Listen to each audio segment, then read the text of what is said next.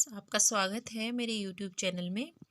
आज हम दो ठोस आकृतियों से बनी हुई जो आकृति होती है उसका आंतरिक पृष्ठीय क्षेत्रफल ज्ञात करना सीखेंगे। इससे पहले भी दो वीडियो इस पर मैं बना चुकी हूँ कि आयतन कैसे ज्ञात किया जाता है इस प्रकार की आकृतियों का जो संयोजन से बनती हैं, और उनका वक्र पृष्ठीय क्षेत्रफल कैसे ज्ञात किया जाता है। आज ये जो क्वेश्चन मैं लेके आई हूँ ये बोर्ड परीक्षा में आ भी चुका है, ये वाला क्वेश्चन। तो चलिए इसको हम कैसे सॉल्व करेंगे वो देखेंगे हम। सबसे पहले आप इस क्वेश्चन को रीड कीजिए। कोई बर्तन एक खोखले अर्धगोले के आकार का है जिसके ऊपर एक खोखला बेलन अध्यारोपित है। अर्धगोले का व्यास 14 सेंटीमीटर है और इस बर्तन की कुल ऊंचाई कितनी है? 13 सेंटीमीटर। इस बर्तन का आंतरिक पृष्ठीय क्षेत्रफल ज्ञात कीजिए। तो अब देखिए कि हमें क्या करना है, इसका क्षेत्रफल ज्ञात करना है। तो इसमें सबसे पहले आप ये देखिए कि क्वेश्चन में जो जो इसने बोल रखा है वो सारी इन्फॉर्मेशन हमें नीचे लिख लेनी है हल करते वक्त। तो इसके हल में आप ये देखिए कि ये जो बर्तन बना है वो किन किन दो आकृतियों के संयोजन से बना है। तो देखिए खोखले अर्धगोले, तो अर्धगोला यहाँ पर बना लीजिए आप। ये जो मैंने ग्रीन कलर से बनाया है वो अर्धगोला है, ठीक है। उसके ऊपर अध्यारोपित कर दीजिए बेलन, क्योंकि जो ये इसका ऊपरी सिरा है अर्धगोले का वो बेलन का आधार बनेगा, क्योंकि उसके जस्ट ऊपर रखा है। तो जो अर्धगोले का व्यास होगा वही बेलन का व्यास भी होगा, ठीक है। तो अब ये देखिए कि अर्धगोले का व्यास कितना दे रखा है? 14, यानी एस हमने इसको पॉइंट को मान लिया। यहाँ से यहाँ तक की दूरी क्या कहलाती है? व्यास कहलाती है। तो एस एन बराबर हमने मान लिया 14 सेंटीमीटर। यहाँ पर मैंने लिखा है ये पिंक पेन से 14 सेंटीमीटर।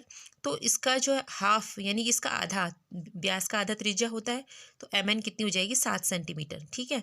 तो देखिए अर्धगोले का व्यास 14 है तो अर्धगोले की त्रिज्या कितनी हो जाएगी? 14/2, 7 सेंटीमीटर। तो यहाँ पर आप मेंशन कर दीजिए, लिख दीजिए एम एन बराबर 7 सेंटीमीटर।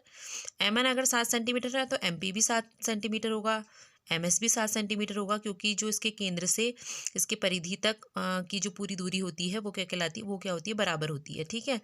तो यहाँ पर ये जो क्या होंगी? सारी बराबर होंगी, क्योंकि इसके केंद्र से इसकी परिधि तक की जहाँ तक की भी दूरी होती है वो बराबर होती है। तो ऐसे ही जब एम एन 7 है तो ओ बी भी 7 होगा, ठीक है। तो 7 सेंटीमीटर होगा ओ बी, वो भी बेलन की त्रिज्या वही मानी जाएगी। अब ये दे रखा कि पूरे खिलौने की ऊंचाई कितनी है? 13 सेंटीमीटर। अब पूरा खिलौना कहाँ से कहाँ तक है? ये जो है इसका टॉप पॉइंट है, ऊपर का सिरा है, और ओ और पी इसका नीचे का सिरा है। तो ओ पी पूरी जो डिस्टेंस है ओ से पी तक की जो दूरी है वो कितनी है? 13 सेंटीमीटर, ठीक है। पूरे खिलौने की, क्योंकि ये खिलौना अर्धगोले और बेलन से बना हुआ है, आप देख रहे हैं। लेकिन हमें क्या चाहिए? यहाँ पर बेलन की ऊंचाई चाहिए। अब चूंकि ये ओ से पी तक की दूरी कितनी है? 13 सेंटीमीटर है, और लेकिन हमें क्या चाहिए? बेलन की ऊंचाई ओ एम या बी एन, ये दोनों बराबर ही है। यहाँ से यहाँ तक की दूरी चाहिए। तो यहाँ से यहाँ तक की दूरी हमें कैसे मिलेगी? कि पूरी जो ये दूरी है यहाँ से यहाँ तक की, उसमें से अगर हमें ये वाला पोर्शन घटा देते हैं तो हमें ये वाला पोर्शन मिल जाता है, ओ एम मिल जाता है, ठीक है। तो ओ पी से अगर आप एम पी घटा देंगे तो आपको क्या मिलेगा? ओ एम मिल जाएगा। और ओ एम क्या है? इसकी ऊंचाई है। तो आप क्या करेंगे? 14 में से आप कितना 13 में से कितना घटा देंगे? आप 7 घटा देंगे, ठीक है। तो मैंने लिखा भी है कि 13 में से जब 7 घटाएंगे तो 6 सेंटीमीटर आपको बेलन की ऊंचाई प्राप्त हो जाएगी। और यहाँ पर भी मैंने आपके समझाने के लिए आपको लिखा है यहाँ पर कि कौन सी दूरी कौन कौन सी है। अगर आपको चित्र देख के समझ में नहीं आ रहा है तो यहाँ से आप टैली करके इसको मैच कर सकते हैं। अब हमें सबसे पहले ये देखना है कि खिलौना बना कैसे है। खिलौना अर्धगोले और बेलन से बना है, ठीक है। और हमें क्या ज्ञात करना है? आंतरिक पृष्ठीय क्षेत्रफल, यानी क्योंकि बेलन क्या है? खोखला है, इसीलिए हमें क्या करना है? इसके आंतरिक पृष्ठीय क्षेत्रफल का मतलब है इसका वक्र पृष्ठीय क्षेत्रफल हम निकालेंगे, ठीक है। और ऐसे ही अर्धगोले का भी वक्र पृष्ठीय क्षेत्रफल निकालेंगे कि हम क्या है। अब हम इन दोनों के सूत्र हमें याद होने चाहिए। तो पूरे बर्तन का आंतरिक पृष्ठीय क्षेत्रफल किस किस से मिलकर बनेगा? बेलन के अर्ध वक्र पृष्ठीय क्षेत्रफल से और अर्धगोले के वक्र पृष्ठीय क्षेत्रफल से, ठीक है। तो अब इनका सूत्र आपको याद रहना चाहिए। बेलन के वक्र पृष्ठ का सूत्र क्या होता है? ये होता है 2πRh, और अर्धगोले का होता है 2πr², क्योंकि पूरे गोले का कितना होता है? 4πr²। अब आपको बर्तन का आंतरिक पृष्ठीय क्षेत्रफल जब निकालना है तो आप यहाँ पर सीधे सीधे मेंशन कीजिए किस किस का? बेलन का वक्र पृष्ठीय क्षेत्रफल धन अर्धगोले का क्षेत्रफल, ठीक है। अर्धगोले का वक्र पृष्ठीय क्षेत्रफल, वक्र पृष्ठीय क्षेत्रफल, ठीक है। यहाँ पे मैंने इस तरीके से लिख दिया है। आप अगर यहाँ स्पेस होगा तो आप आगे लिख सकते हैं, क्योंकि पता है आपको बेलन अर्धगोले पर अध्यारोपित है। ठीक है, ये चीज़ मैंने आपको बता दी है। अब बेलन की त्रिज्या कितनी लेंगे, हम 7 लेंगे।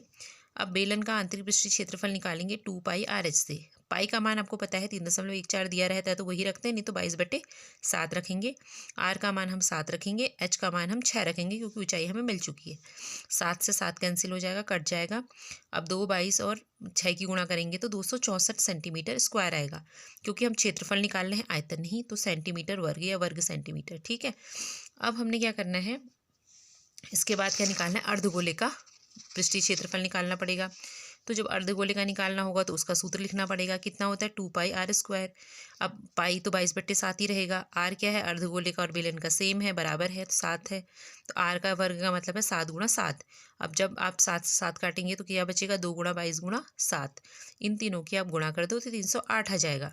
उसके बाद हमने क्या करना है, अब जो हमें दोनों मिल चुके हैं, तो बर्तन का कुल पृष्ठीय क्षेत्रफल क्या हो जाएगा, आंतरिक पृष्ठीय क्षेत्रफल 308 को और 264 को जोड़ देंगे। 308 क्या है, बेलन का वक्र पृष्ठीय क्षेत्रफल, और यह है अर्धगोले का वक्र पृष्ठीय क्षेत्रफल। जब आपने दोनों को जोड़ दिया तो कितना आ गया, 572 सेंटीमीटर स्क्वायर या वर्ग सेंटीमीटर।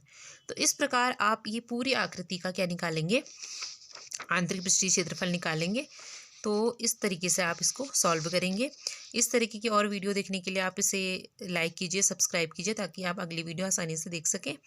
और अपनी फ्रेंड्स में भी इसको शेयर कीजिए, ताकि उनकी भी हेल्प हो सके, क्योंकि बोर्ड परीक्षा की दृष्टि से भी ये जो क्वेश्चन है काफ़ी इम्पोर्टेंट है। आप इसे बार बार देखिए।